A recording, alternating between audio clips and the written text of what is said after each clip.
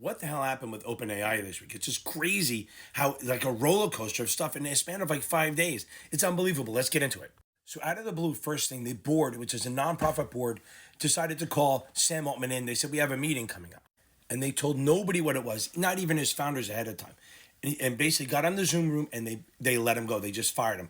Kind of like in this scene, and you know the guy behind him is not going to give Pesci a hug. So they didn't even tell anyone at all until after the fact. Greg Brockman, one of his co-founders, wasn't even told till like 2 minutes after. He basically took it and goes, "What? Why?" And "I'm out of here." And he quit. And then a bunch of people followed. Ended up being almost 700 people gave their resignations. Fine. So the board never actually said why they didn't. They never specifically said why they got rid of him, but they made it immediately. They said they didn't trust him anymore. But they were sort of intimating this is what was going on, swirling around, that they didn't trust him anymore and that he was less about safety than about getting it out there. So I think some of it was that he wanted to let anyone have access to the code so they can create this language learning stuff and build on it. And I think that they thought that was irresponsible.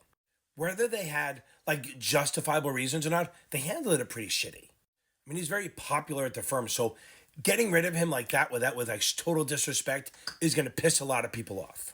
So then we had a new player into the mix. Satya Nadella, the CEO of Microsoft, says, "Wait, you're out of a job? And Greg Brockman's out of a job? And those 700 people created OpenAI? Let's go." So they hired him for their own private project. And here's the thing. Microsoft pretty much owns 49% of OpenAI.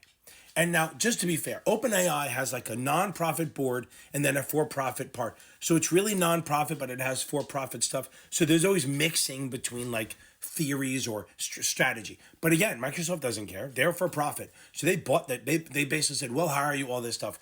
And then the board starts going, "Wait, what's going on? There's a lot of backlash. Maybe we made a mistake."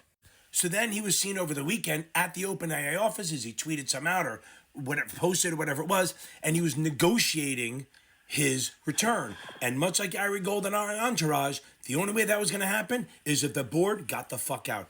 Go, baby, go. He made them all leave. He said the only people that can stay are people that I approve as part of my deal. That is literally how it goes. So first he was fired, and then he was hired by someone else, and then he was unfired, and now he's back. So as of today, the 22nd, he's back in the CEO of OpenAI, and let's get on it.